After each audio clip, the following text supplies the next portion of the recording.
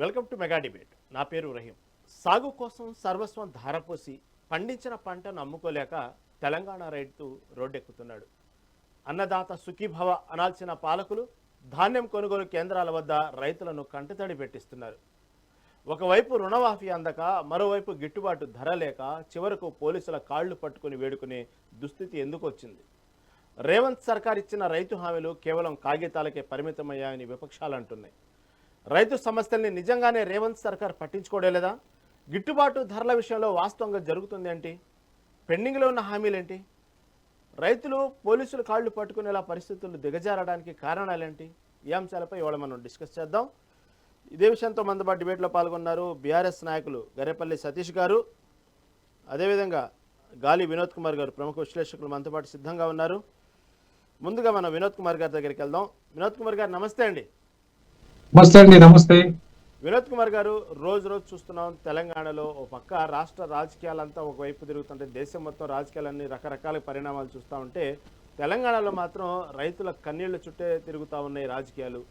వాస్తవంగా రైతుల విషయంలో ఎందుకు ప్రభుత్వం ఇంత విమర్శల పాలవుతున్నప్పటికీ కూడా ఎందుకు ఏమి చేయలేక చూస్తూ చూడనట్టు ఎందుకు ఊరుకుంటుంది? ఎందుకు రైతుల్ని ఈ విధంగా బజార్న పడేస్తూ చివరికి అధికారుల కాళ్ళు పట్టుకునే పరిస్థితి ఎందుకు వచ్చిందంటారు? ఏమంటారు? అంటే రేవంత్ రెడ్డి నేను రైతు బిడ్డనని చెప్పుకుంటాడు, కానీ ఆయనకు రైతుల పట్ల ఎక్కడ ప్రేమ ఉన్నట్టు కనపడదు. ఎందుకంటే ఆయన రైతు బంధు, ఇవాళ రైతు బంధు కొట్టిన చరిత్ర ఆయనది. వ్యవసాయ కూలీలకు రైతు ఆయన 12,000 ఇస్తానన్నాడు, అదే కొట్టాడు. అట్లాగే వాళ్ళకి కౌలుదారులకు 15,000 ఇస్తానన్నాడు, అదే కొట్టాడు. ఇవాళ రైతు బంధు ఎగ్గొట్టాడు.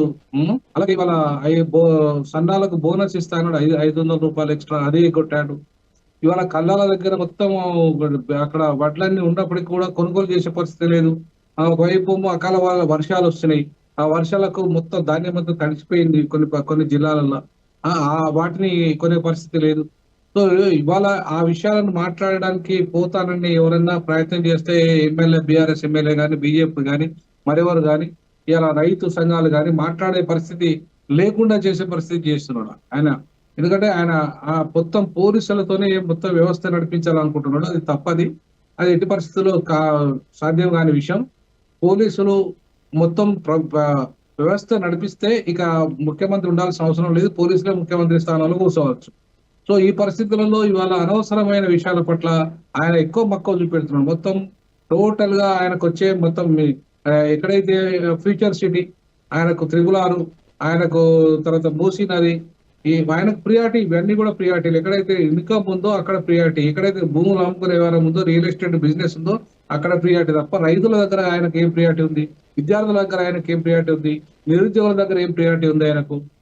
ఇవాళ ఫీజు రియంబర్స్మెంట్ ఇవ్వడు, నిరుద్యోగులకు వృత్తి ఇవ్వడు, నిరుద్యోగులకు ఉద్యోగాలు ఇవ్వడు, జాబ్ క్యాలెండర్ ఇవ్వడు. అట్లాగే రైతుల గోస, విద్యార్థుల గోస, ఇవాళ నిరుద్యోగుల గోస ఇవాళ తగిలి ఖచ్చితంగా ఈ ప్రభుత్వం ఎట్టి పరిస్థితుల్లో రైతు ఏడ్చిన ప్రభుత్వాలు కానీ, నిరుద్యోగులను ఇబ్బంది పెట్టిన ప్రభుత్వాలు కానీ అవి నిలబడ్డాయనే చరిత్రలో లేదు. గత చరిత్రలో ఇదే రైతులు, ఇదే నిరుద్యోగులు తిరుగుబాటు చేస్తే గత ప్రభుత్వం ఏమైందో మనం చూసినాం. ఇప్పుడు కూడా రేవంత్ రెడ్డి కూడా అదే పరిస్థితిని ఎదుర్కొంటున్నాడు. ఎట్టి పరిస్థితుల్లో రైతుల కన్నీరు కనుక రేవంత్ రెడ్డి చవి చూస్తే గ్యారంటీ అయిన ప్రభుత్వం పడిపోవడం ఖాయం. ఆయన ముఖ్యమంత్రిగా రెండోసారి కలలు కనడం అనేది భ్రమ అవుతుంది. కాబట్టి ఇప్పటికైనా రేవంత్ రెడ్డి గారు ఖచ్చితంగా ఆయన ఇచ్చిన హామీలు, రైతు డిక్లరేషన్ లో ఆయన ఇచ్చిన హామీలు నెరవేర్చి రైతుల కన్నీటిని తూడ్చినప్పుడు మాత్రమే ఈ ప్రభుత్వానికి ఎంతో ఇంతో ఆదరిస్తారు తప్ప ఊరికే పోయి ఇలా ప్రజాపాలన పేరుతో దగా పాలన చేస్తూ రైతులను నడ్డివిచ్చే విధంగా, అంటే మేము అక్కడే మేము మీటింగ్లు పెడుతున్నాం, గ్రామ సభలు పెడుతున్నాం అని చెప్పేసి ఉట్టి ప్రగల్భాలు వలుపుతున్నారు. వాళ్ళంతా ఎక్కడ కూడా గ్రామ సభలు జరగట్లేదు, ఎక్కడ గ్రామ సభల నిర్ణయాలు జరిగినాయి అమలు కావట్లేదు. ఇవాళ కేవలము ఆ ఊరికే అదేంటంటే సినిమా ఇష్టమైన సినిమా కలర్ చూపెడుతున్నాడు. ఇచ్చి మేము ఎన్నింటి ఇచ్చినాము, లేకపోతే ఇద్దరం ఇల్లు ఇచ్చినాము, లేకపోతే ఇంకేదో చీరలు ఇస్తున్నాము, జాకెట్లు ఇస్తున్నాము, ఇదంతా పనికిరాని ముచ్చట. పచ్చ చీరలు ఇస్తున్నాము, పచ్చ జాకెట్లు ఇస్తున్నాము, ఇవి కావాల్సింది మహిళలకు సాధికారత చీరలతో జాకెట్లతో వస్తుందా? మహిళలకు సాధికారత ఎట్లా వస్తుంది? సో కాబట్టి మహిళా సాధికారత ఇవాళ ఒకవైపు పూర్తిగా మహిళల్ని మేము ఆదుకుంటున్నామని సీతక్క చెప్తుంది, మహిళలను మేము కోటీశ్వరులు చేస్తామని చెప్తుంది. మరి ఇవాళ మహిళా కోటీశ్వరులు కావాలంటే కనీస జ్ఞానం ఉంటే చెప్పగలుగుతారు కదా వాళ్ళు. వాళ్ళ ఇప్పుడు నీకు ఇంత అప్పు ఉన్నది, ఇప్పుడు నీ దగ్గర పైసలే లేవు, జీతాలకే డబ్బులు లేవు, మహిళల్ని కోటీశ్వరులు చేస్తా అంటే ఎవరు నమ్మాలి? ఫీజు రియంబర్స్మెంట్ డబ్బులు కడతలేవు, విద్యార్థులకు ఫీజులు ఒక్కొక్కరు బీటెక్ ఎంటెక్ అన్ని కంప్లీట్ చేసి ఎల్ఎల్బి చేసి ఫీజులు కట్టలేక వాళ్ళ సర్టిఫికెట్లన్నీ అక్కడ మొత్తం యూనివర్సిటీలలో కాలేజీలలో అక్కడే పడాపడి ఉన్నాయి.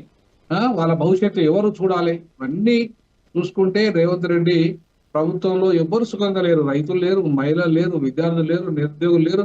ఇటు ఈవెన్ కనీసం చివరికి 4,000 రూపాయల పెన్షన్దారులు కూడా 4,000 ఇవ్వకుండా 2,000 ఇస్తాడు ఇంకా కూడా.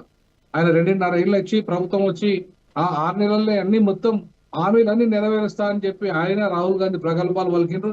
మరి 3 ఏళ్ళు దగ్గర 3 ఏళ్ళు అవుతుంది, ఇంకా వాటికి ఊసలేదు పాసలేదు. సో ఈ పరిస్థితులలో ఖచ్చితంగా రేవంత్ రెడ్డి ప్రభుత్వాన్ని గద్దెదించే రోజు దగ్గరలోనే ఉంది. ఆ దిశగా ఇవాళ రైతులు తిరుగుబాటు చేస్తున్నారు, విద్యార్థులు, మహిళలు అన్ని వర్గాలు తిరుగుబాటు చేసిన రోజు ఆ చేస్తున్నారు, డైలీ చేస్తారు. ఇంకా ఆయన ప్రభుత్వం ఖచ్చితంగా వాళ్ళ మళ్ళీ వచ్చే అవకాశం అయితే కనబడుతుంది.